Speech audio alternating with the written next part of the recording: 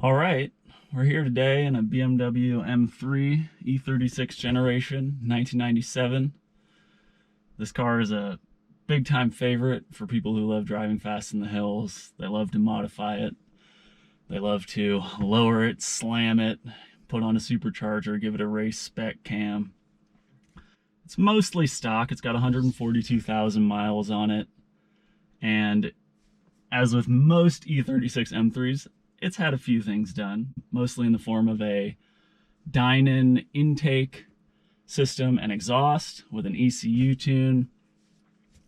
This car would have been rated at around 240 horsepower from the factory, from its S52 inline-six. So, hopefully an optimistic guess these days would be that it's putting out somewhere 275 horsepower in a little coupe that weighs just over 3,000 pounds. It's got, as you can see, incredible visibility. It's really something that BMW could learn from, is going back to revisit this generation and the E46, I believe, which has a nicer interior, but also weighs a little bit more and is a little bit more electronic, which leads to gremlins. Today, we're going to take this car up some canyon roads. We're basically, for those of you who know the hills outside of LA, we're on the far side of the Angeles Crest Highway, down the hill from Wrightwood.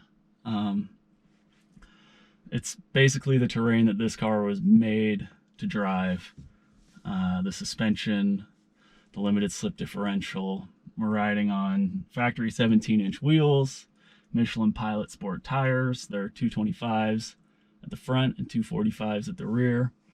This car has had some Bilstein shocks put on just because of the age. They're B8 heavy duties. It's not lowered, it's on factory springs still. And it's got a 5-speed stick shift, as it should. And I guess the only other detail is it's got a short shift kit and the famous weighted ZHP shift knob. So let's...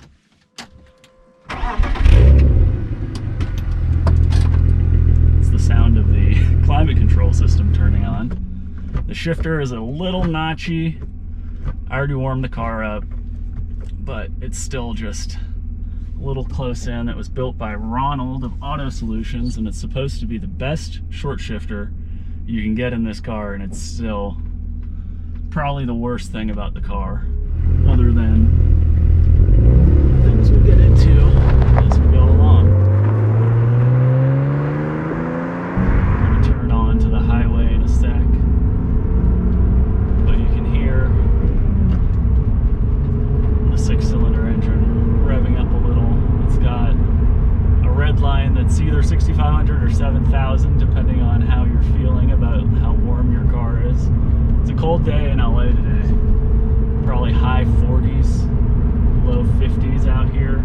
We're at about 4,500 feet of elevation, which doesn't help, but I let the car warm up for a good half hour before we started out here.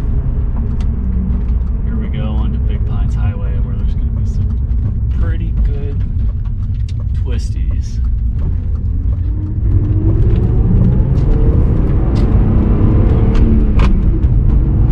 And so you may have been able to sense that slight lurch with my shift. I have two huge gripes with this car. The first is that the steering wheel is not adjustable in any way. It's stuck there no matter what. And we've got the Vader seats, which cause my shoulders to roll forward, but that means I've got to be very upright, and I'm very far from the steering wheel but close to the pedals somehow. It's a terrible design flaw that I believe was fixed for the E36 M3 in its final year of sales here in America. The other problem is the clutch pedal itself. The way the hanger is shaped just catches my toe every time as I'm letting the clutch out.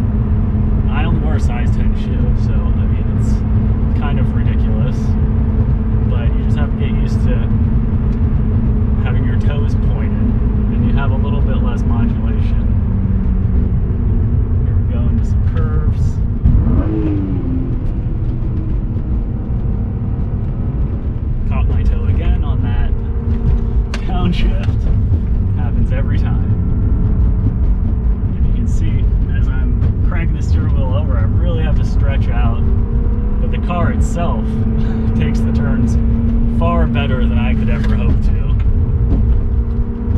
And wow, I mean, 275 horsepower might not sound like a lot in today's era of BMW engineering, but in this platform, in this chassis, it's more than enough. Oh, that was the traction control turning on.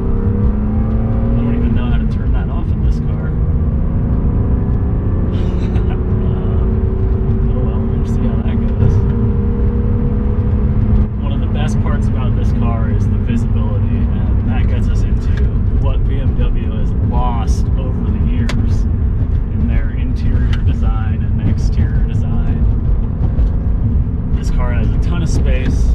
You can see I've got a lot of headroom left, and I've got the seat a little bit far forward just to have my feet on the pedals and my hands on the steering wheel. Modern BMWs, my brother has owned every generation BMW from E36 to today, and I've driven every single 3 Series, and it just keeps getting worse and worse, and BMW doesn't seem to understand what they're doing wrong. Yeah, they've got torque monster engines, and they can blast to 60 miles an hour in 3 seconds, but this car and the E36 generation really are where the handling comes together perfectly with the interior space. We're in 3rd gear. I'm not revving it up quite as high as I probably should, just because it's still a little cold out. You can hear things rattling around. Yeah, it's almost a 25-year-old car. This is the American version of the E36, so it's slightly detuned from what would have been sold in Europe. A lot of people like to do the dine-in parts and pieces bolted onto this car because it sort of brings it up into the spec of the European models, just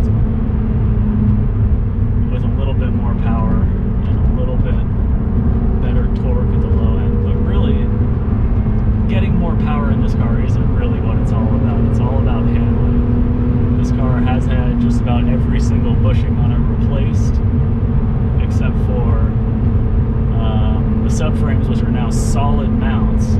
The rest is all OEM rubber, no polyurethane, to keep it at least a little compliant in town. You can see my ears are popping like crazy because we're probably gaining 1,000 feet of elevation on this quick drive. We're coming up into a little bit of snow. I don't know if you can see it or not on the side of the road, but anywhere there's a bit of shade, we've got plenty of snow. The car just tosses in and out of corners so happily. We're cruising at about 5,000 RPM, and it's got plenty of power to get the tail end out before the traction control kicks in. Next time around, I will figure out how to turn that off. The snow is really starting to pile up. I'm wondering if the Angeles Crest proper is even going to be open. You can see also we're in the middle of the fire zone.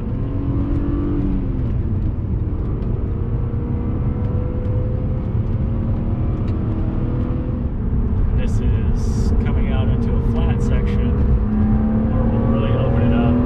You can hear that aftermarket exhaust.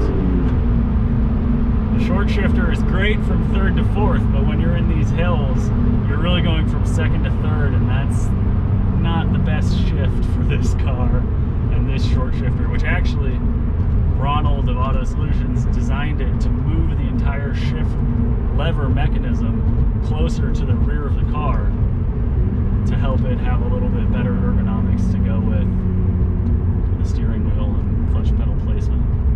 I'm going to pull over here because I don't know if the road is open ahead of us.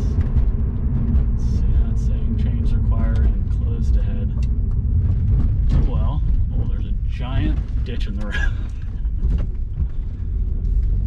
Well, that's just a quick primer on what this car is capable of.